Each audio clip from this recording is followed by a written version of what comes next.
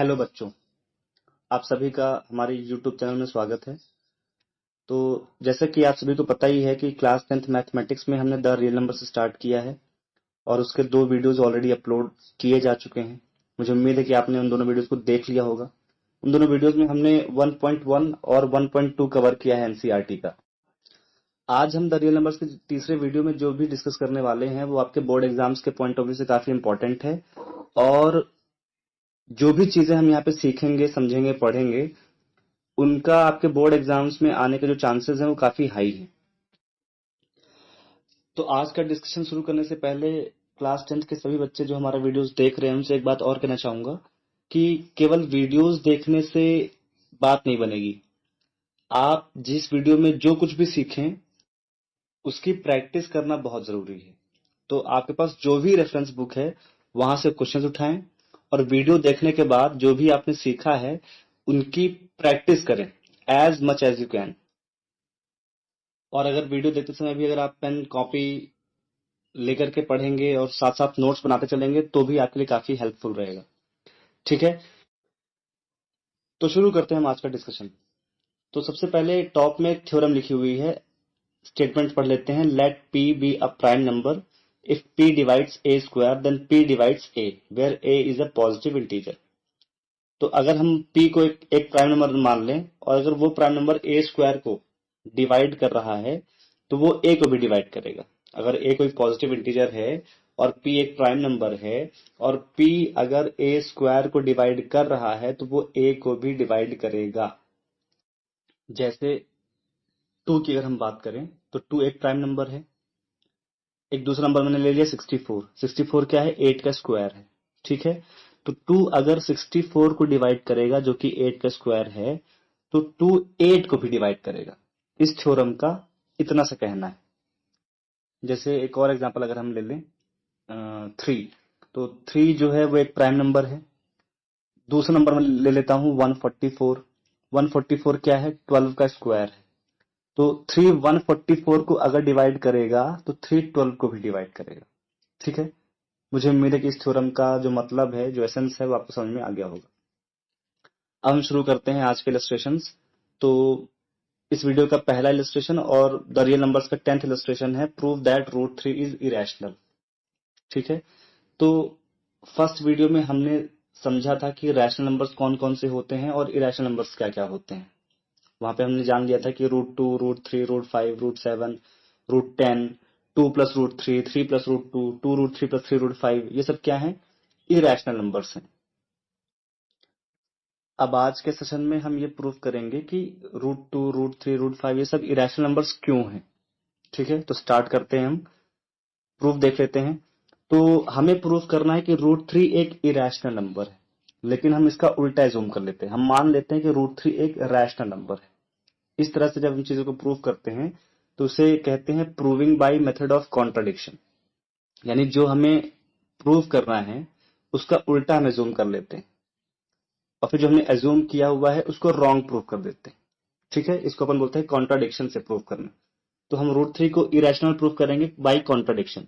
तो सबसे पहले हमने क्या एज्यूम कर लिया कि रूट 3 एक रैशनल नंबर है। तो अगर रूट 3 एक रैशनल नंबर है तो हम रूट 3 को a अपॉन b के फॉर्म में लिख सकते हैं, जहां a और b क्या है? को प्राइम इंटीजर्स है और b 0 नहीं है। ठीक है, को प्राइम का मतलब आप लोग फर्स्ट वीडियो में समझ चुके हैं। को प्राइम नंबर्स ऐसे दो नंबर्स होते हैं जिनका HCF यानी हाईएस्ट कॉमन फैक्टर 1।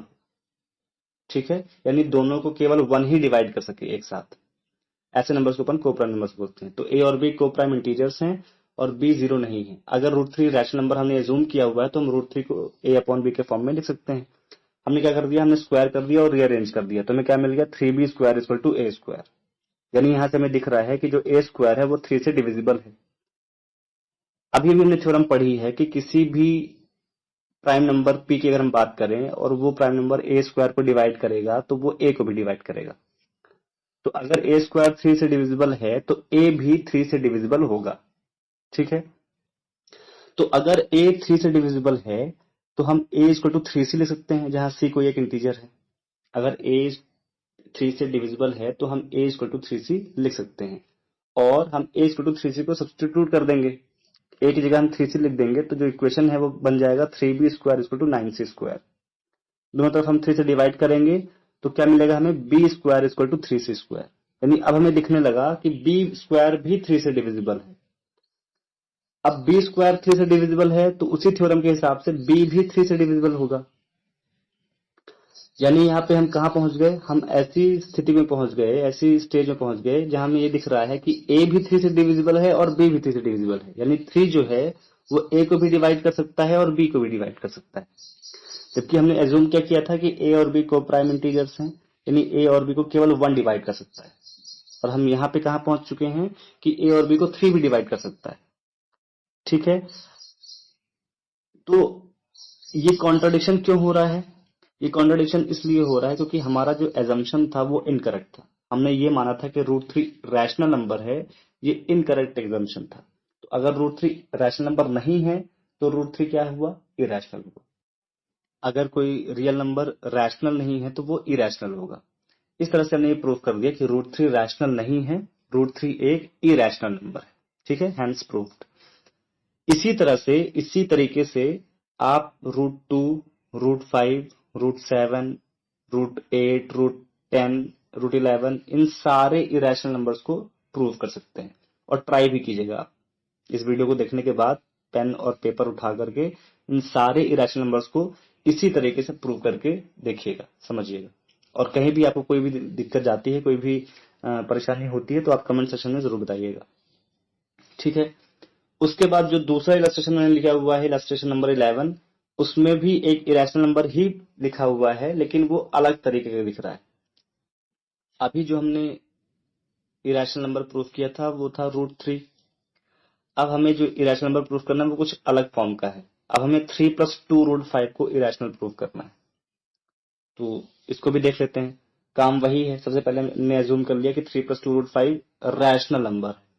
तो अगर 3 + 2 √5 रैशनल है तो उसको a/b के फॉर्म में लिख सकते हैं, जहां a और b को प्राइम इंटीजर्स हैं और b 0 नहीं है। ठीक है, अब क्या किया मैंने नेक्स्ट स्टेप में, 3 को आरएचएस में भेज दिया। तो यहाँ क्या बचा, 2 √5 इक्वल टू a/b - 3। अब 2 को भी भेज दिया तो इस तरफ √5 बस बचा और उधर क्या हो गया, a/b - 3/2। अब आरएचएस की अगर हम बात करें तो आरएचएस में हमें a दिख रहा है, b दिख रहा है, 3 दिख रहा है और 2 दिख रहा है। a और b को तो हमने वैसे भी इंटीजर्स माना हुआ है, 2 और 3 को हम खुद जानते हैं कि इंटीजर्स हैं। तो अगर सब कुछ a, b, 3, 2 सब कुछ इंटीजर्स ही है तो a/b - 3/2 एक रैशनल नंबर होगा। जबकि जो एलएचएस में लिखा हुआ है √5 वो इरेशनल नंबर है। अब फिर से कॉन्ट्रडिक्शन आ गया। हम ये जानते हैं कि कभी रैशनल नंबर और इरेशनल नंबर बराबर नहीं हो सकते। तो एक तरफ हमें एलएचएस में इरेशनल नंबर दिख रहा है √5 और दूसरी तरफ हमें रैशनल नंबर दिख रहा है और बीच में इक्वल टू का साइन है। ये कॉन्ट्रडिक्शन क्यों आया? ये कॉन्ट्रडिक्शन इसलिए आया क्योंकि हमारा जो एजम्पशन था वो इनकरेक्ट था। हमने 3 + 2 √5 को जो रैशनल नंबर माना हुआ था वो गलत माना हुआ था। 3 + 2 √5 रैशनल नहीं है, तो अगर 3 + 2 √5 रैशनल नहीं है तो वो क्या होगा, 3 + 2 √5 एक इरेशनल नंबर होगा। ठीक है, इस तरह से हमें ऐसे क्वेश्चंस को प्रूव करना है। अब आज के वीडियो का ये लास्ट इलस्ट्रेशन है, शो दैट 3 √2 इज इरेशनल। इसका भी प्रूफ वैसा ही है। सबसे पहले हमें ये जूम कर लेना है कि 3 √2 एक रैशनल नंबर है। अगर 3 √2 एक रैशनल नंबर है तो हम 3 √2 को a/b के फॉर्म में लिख सकते हैं, जहां a और b को प्राइम इंटीजर्स है और b 0 नहीं है। रीअरेंज करने के बाद हमें मिलेगा √2 = a/3b। अगर a एक इंटीजर है, b एक इंटीजर है और 3b इंटीजर है तो a/3b एक इरेशनल नंबर होगा। फिर से वही बात आ गई, एलएचएस में हमको एक इरेशनल नंबर दिख रहा है √2 और आरएचएस में हमें एक रैशनल नंबर दिख रहा है a/3b। रैशनल और इरेशनल बराबर हो नहीं सकते। ये कॉन्ट्रडिक्शन क्यों आया? क्योंकि हमारा एजम्पशन इनकरेक्ट था। अगर हमारा एजम्पशन इनकरेक्ट था यानी 3 √2 रैशनल नंबर नहीं था और इससे ये कंक्लूजन निकलता है कि 3 √2 एक इरेशनल नंबर है। ठीक है, दैट्स ऑल फॉर टुडे। अब आप लोग अपनी रेफरेंस बुक उठाइए और जिन टाइप्स के क्वेश्चंस मैंने आपको यहाँ पे एक्सप्लेन किया हुआ है उन टाइप्स के क्वेश्चन को ढूंढिए और पेन पेपर के साथ उसको प्रैक्टिस करने की कोशिश कीजिए और जितने कर सकते हैं उतने कीजिए, क्योंकि यहाँ से क्वेश्चंस, मैं बार बार बोल चुका हूँ, यहाँ से क्वेश्चंस आने के चांसेस काफी हाई हैं आपके बोर्ड एग्जाम्स में। ठीक है, होपफुली आपको आज का सेशन पसंद आया होगा। अगर आपको ये लगता है कि आपको जो कंटेंट दिया जा रहा है वो बहुत ज्यादा अच्छा है, तो please hit the like button, subscribe and share to your friends as much as you can. Thanks a lot.